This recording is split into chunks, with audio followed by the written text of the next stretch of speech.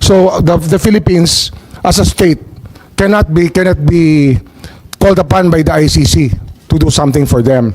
But when the ICC is running after individuals who are Filipino citizens, then that obligation becomes another kind of obligation.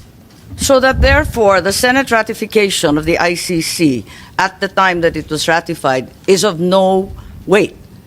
Regardless, you will fall under the jurisdiction of the ICC under Well, for so-called individuals- international. Yes, madam. humanitarian- that is your belief, DOJ. Yes, madam.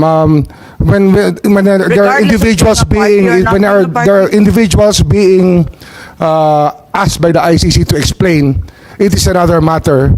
As a state is different from an individual. We all know that we have to. I think that is the not the individuals question. being charged by the ICC will have to face the ICC. It is not the Philippines that is under the jurisdiction. It is the individuals who are charged by the ICC, which is under the jurisdiction. There is a distinction, ma'am. Please explain. As non-members of the ICC, and as a state, the ICC has no jurisdiction over us as a country. But over the individuals who may have committed crimes that violate international humanitarian law, that is a universal value being held by the whole world today. That people cannot cross borders and hide behind boundaries so that they can run away from the law. International humanitarian law is something adopted. The principles are adopted by more than 150 countries throughout the world, Your Honor. Are you of the position, therefore, that international humanitarian law, as you said, is customary law? Is that the consideration? It is already customary law now. As we speak, it has become customary law throughout the world. Are you aware that procedural and admin matters do not form part of customary law? Surely the Secretary is well aware that procedural and administrative matters will still have to comply with the laws of the land. Of course, Madam, this goes without saying. Okay, thank you. Senator Jinggoy, I think you wanted to interject at this juncture. We recognize the Senator. Yes, Madam Chair, thank you very much. The DFA, the DOJ, the DILG, and the PNP has already admitted that we are not members of the Philippines is not a member of the ICC. Therefore, why did we surrender a Filipino citizen before the ICC? Anyone can answer, Madam Chair. We surrendered an individual to the ICC who was a subject of a warrant of arrest. That's what we did. I did not hear you again. Mr. Senator, we surrendered an individual to the ICC. We did not surrender as a country, but he was surrendered due to a warrant of arrest issued by the ICC through the Interpol.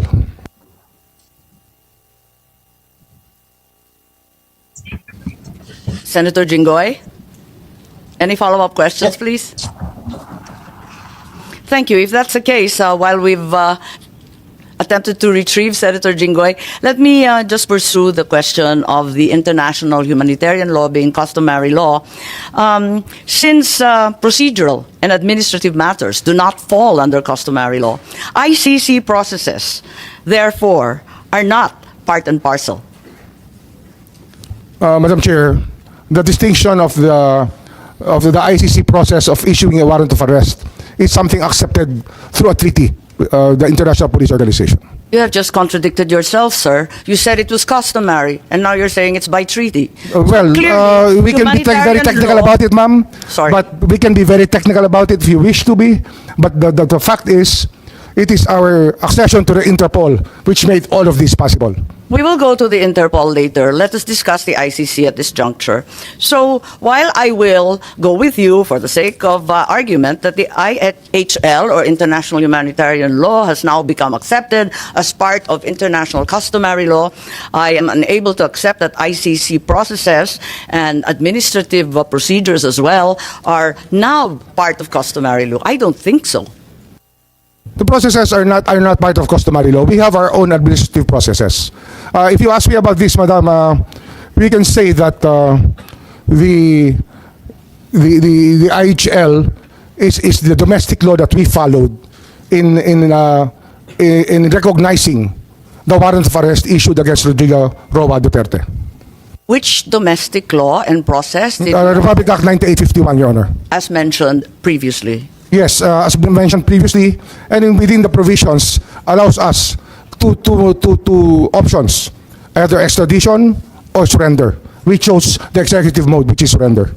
We will go to that later, but at this juncture, therefore, I get an acceptance from the Secretary that, in fact, the processes that should have prevailed should have been those stipulated under RA 9851 or our own local law. We follow the process, ma'am. Thank you. So that's correct. On the same day, if I may proceed, the President also said, I do not see what its jurisdiction is, referring once again to the ICC. Can we bring back the video? I think there is a statement there. I feel that we have in our police and judiciary a good system. We do not need assistance from any outside entity. Again, as part of the executive department, you have subscribed to this view, I assume. Yes, madam. So to clarify, the statement means that the President was not recognizing the jurisdiction of the ICC over the crimes allegedly committed by the former President. Is that correct? We do not recognize the jurisdiction of the ICC over our country.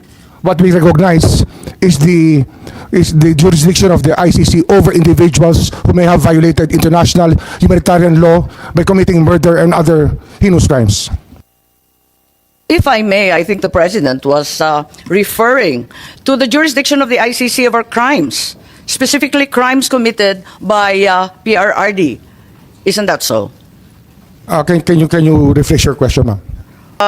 While the ICC has no jurisdiction over the Philippines as a state, it maintains jurisdiction over individuals and crimes under Yes, the ma'am. international humanitarian order.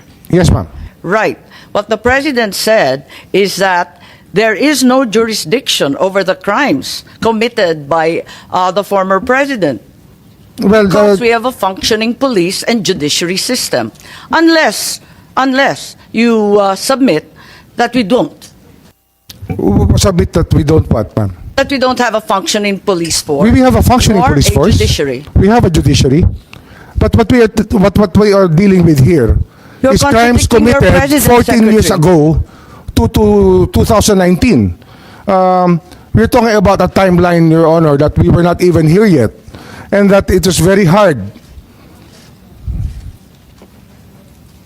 Ma'am, may I continue? Yes, carry on. Well, yes. it is very difficult for us. We made our No, the commitments. President made it very clear. We made our commitments to the United Nations that we would investigate all of these crimes committed during the drug war. And it is not a very easy task, ma'am, because the people that we expect to be cooperating with us were not. So, although we're still doing our investigations on the AJ case, on the extrajudicial killings committed during that time. Yes, I'm not reviewing the drug war. This is a Foreign Relations Committee hearing. Yes, ma'am. But in this statement, the President clearly means jurisdiction over individuals. It's very, very clear. There's no area for quibbling. And if you say there's jurisdiction over individuals, I don't believe that you are in agreement with your President. As a matter of fact, the ICC does not try countries, after all. They do try. Our views evolve during times, at times. And I don't So you know do admit if he that still you- has the same view up to today, because we are talking about a clip which was done 1.5 years ago. Our minds can change, ma'am. We cannot just stay in one rut and say that this is the absolute, because our minds may change, and we are allowed that by the law of man and the law of God. Yes, of course. Of course, we all change our minds, and Mr. Secretary. So you are saying that the President changed his mind? Well, When did he I change cannot his speak mind? for him, Madam. I cannot speak for him. Your conclusions are really your own, and I cannot adopt your conclusions here. They're not my conclusions. It's a bold statement, which really... Well, your statements of belief are your own, ma'am. I cannot adapt to your statements of belief, but I respect them. As of 15 December 2023, all the secretaries and undersecretaries already holding such positions at that time also viewed the ICC as having no jurisdiction over the country, as stated by the President himself in the letter. We did not assist the ICC, ma'am. We continued with the very tenor of the letter that we did not assist the ICC. We never had contact with them. We'll go The there. investigation that they conducted was through their own methods, and we did not in any way assist them. As said in your letter, we cannot. It's we not did my not. letter, sir, it's the President's. It's a president's letter. We did not assist them. I think that's not the question. My question is simply to say that as of that date, all those in the cabinet were in agreement with the President's statement. Is that correct, Secretary Teodoro? The President's statement is binding, and I defer to Secretary Remulla that we did not, that no government agency, the DND, never cooperated with the ICC as in accordance with the statement. Yes, for the 100th time, I do not recognize the jurisdiction of the ICC. The Philippine government will not lift a finger to help any investigation that the ICC conducts.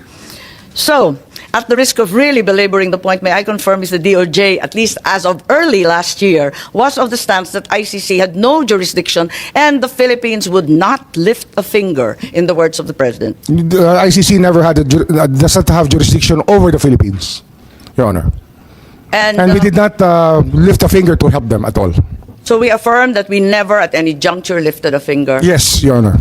Previously, the President said that the government will not do anything about the ICC, like you commented on, unless they do something illegal in the Philippines. Is this not tantamount to blocking the ICC? Well, blocking the ICC. We never knew that they were here. We cannot do something that we do not even know or identify the people who are supposed to be blocked.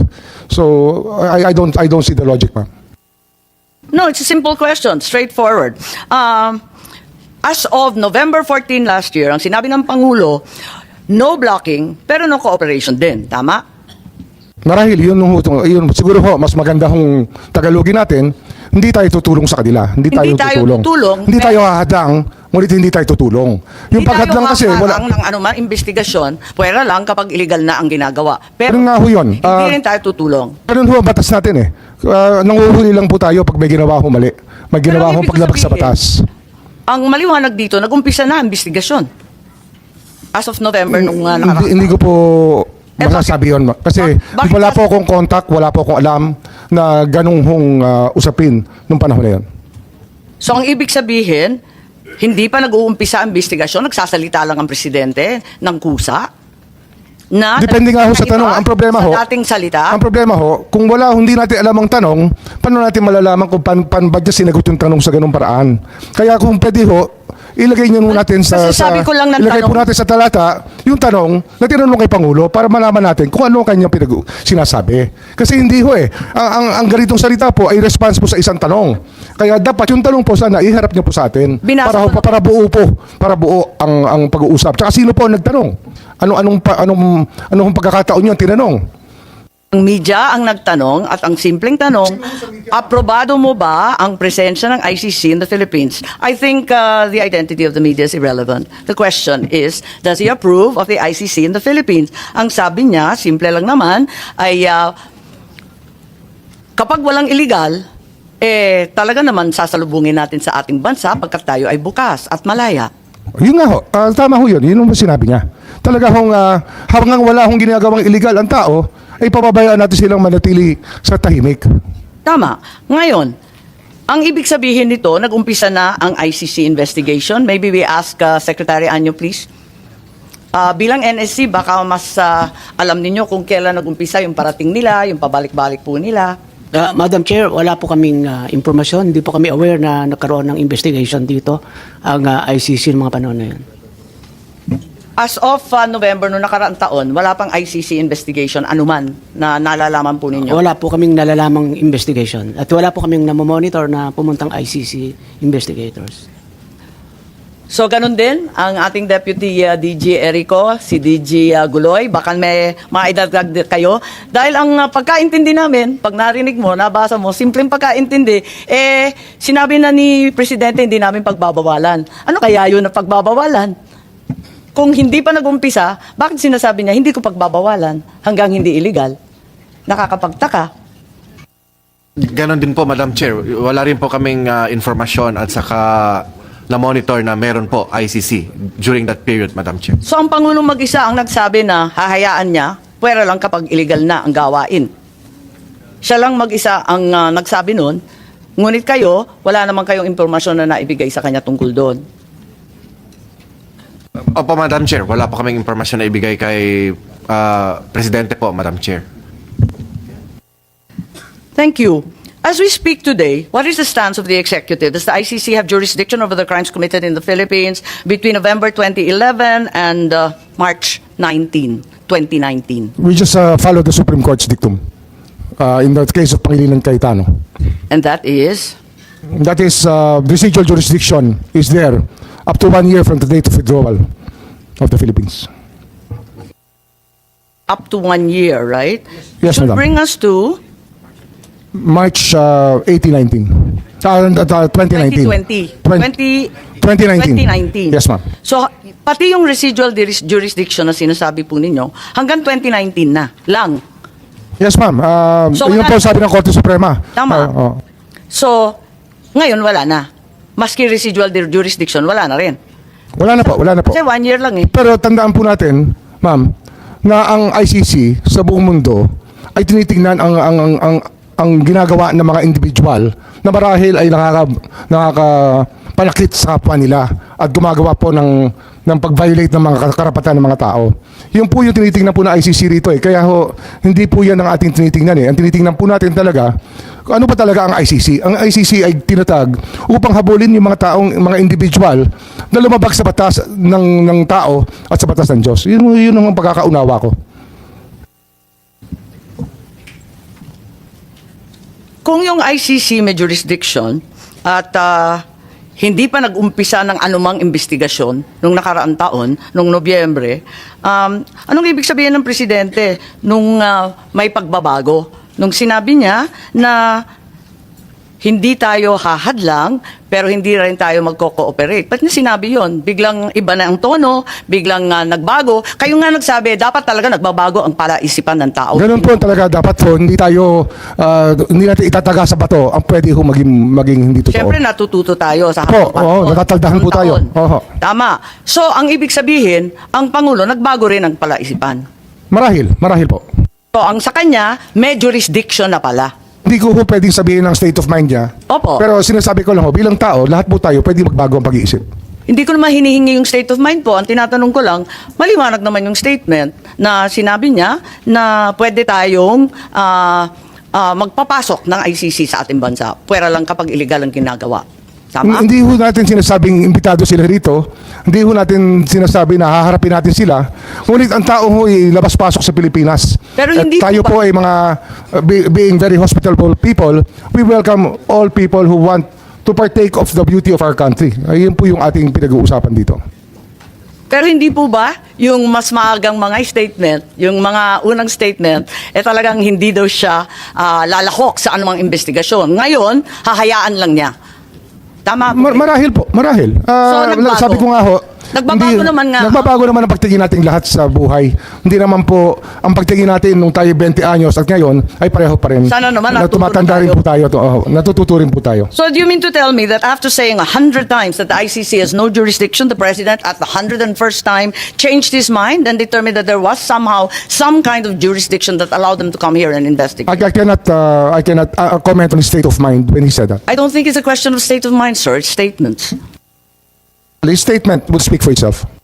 When did the executive then change his mind, given that we are admitting he changed his mind, at least to some degree?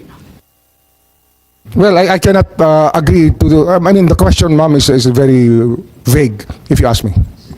Hindi, nagbago, di ba? Nung una, sabi niya talagang haharangan niya. Because I cannot- bawal, as I dahil said meron tayong earlier, mga ma'am, Korte. I Tapos cannot- biglang sinabi na bukas ang Pilipinas. Kung nag-iimbestiga sila, papasukin. Pwera lang pag may ginagawang illegal o may krimen.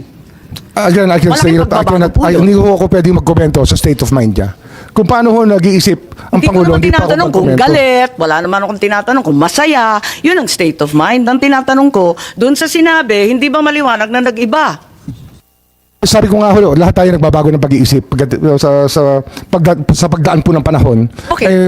Tayo po ay natututo naman ng unti-unti at nauunawaan natin ng gusto ang kaya mga nga. pangyayari sa paligid natin. Kung aaminin natin na nagbago ang pag-iisip, bakit? At kailan nagbago yung pag-iisip natin tungkol sa jurisdiction ng ICC? Bakit? At meron bang dahilan? Baka may alam ang DND, baka may alam ang NSC, para maintindihan natin kung saan na tayo ngayon. Kasi tayo ay nag-iimbestiga in aid of legislation. Gusto ko malaman saan ba tayo patungo. Ano na ba ngayon? Palibasa, eto nga, admitido natin, nagbago. Kung nagbago, saan na tayo ngayon? Siguro po yung pag-unawa po ng ICC jurisdiction. Kasi nung nag-a-appeal na pa tayo sa ICC, na sinasabi natin na hindi tayo saklaw dito, marahil yung isang pagising natin sa katotohanan na ang hinahabol ng ICC ay hindi naman bansa, ngunit individual. Marahil yun po yung pag-unawa na nagbago sa ating lahat.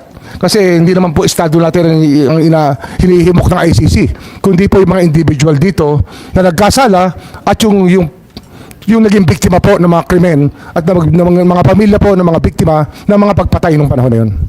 Okay, at sabihin natin may limited cooperation sa ICC. Sabihin natin, nung 13 November, si ASEC ES Bersamin pala, ay nagsabi that if the ICC refers the process to Interpol, which may then transmit a red notice to the Philippines, the government will feel obliged to consider the red notice. Parang may ganon, may statement ba dyan?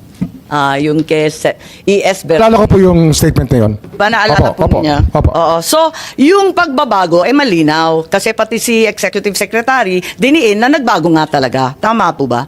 Kasi sabi niya, kapag may pulang notisya. Marahil ho, dahil ito sa mga karanasan natin sa mga nakaraang buwan na tumutulong po ang Interpol sa ating bansa.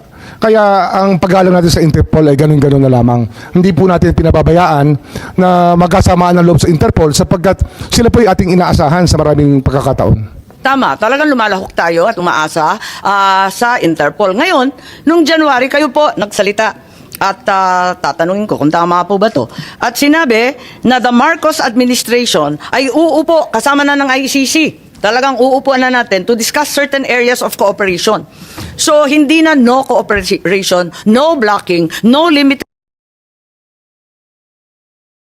At tatalakayin ang ibang mga areas kung pwede, kung saan pwede makipagkaisa. Tama ba yun? Hindi ko ho naalala yung statement. January ko yan, 2025 po, sinabi ninyo, uupo kayo kasama ng ICC para malaman doon sa kanilang investigasyon ukol sa libo-libong pagpapatay ng drug war ni Presidente Duterte. Sabi mo, ayon sa report, na yung cooperation with an international tribunal ay pinapayagan sa ating batas. At yung ICC representatives have been going in and out of the country without any of us raising anything. January 2025 po. So ano ho yung tanong? Ang sinasabi ko, what happened to the President's statement that the government will not lift a finger? And what happens to your own assertion that there will be no blocking but no cooperation? Ngayon, nakikipagtungo na tayo sa ICC. Hindi, yun po yung sinasabi natin nagiging bukas ang ating isipan, ngunit hindi po natin ginawa. Hindi po tayo nakiupo, hindi tayo nakipag-usap. Yun po yung malinaw sa lahat. Pero handa kayo nun, ngunit hindi natuloy. Ganun po ba? Marahil ho, kung meron hong tutulay, pero wala naman hong tumuloy eh. Kaya wala hong nangyari. Pero meron rin kayong sinabi that the ICC representatives as of January 2025 have been going in and out. Labas-pasok sila sa ating bansa. Hinahayaan lang natin. Hindi ko po hindi ko ho alam yung pagpasok at paglabas nila. Meron po wala po akong kaalaman sa pagpasok at paglabas. Marahil sa kanila pag-iimbestiga, labas-pasok sila rito. Ngunit wala akong nagsasabi sa akin na ICC po yung labas-pasok dito. Wala pong akong report sa immigration. Wala po akong report sa Sinabi po ating ninyo. Kayo po nagsabi, kaya ako nalaman, no, may ICC representatives na labas-pasok dito sa ating bansa na hindi tayo umaalma, hindi tayo nagrereklamo. Yun na ang pagkasabi po ninyo. Ang sabi nga namin dati pa, kung wala ho silang nilalabag na batas, ay malaya po silang maglabas-pasok sa ating bansa. Katulad po ng kahit sino pang turista o sino pong nais bumisita sa ating bansa.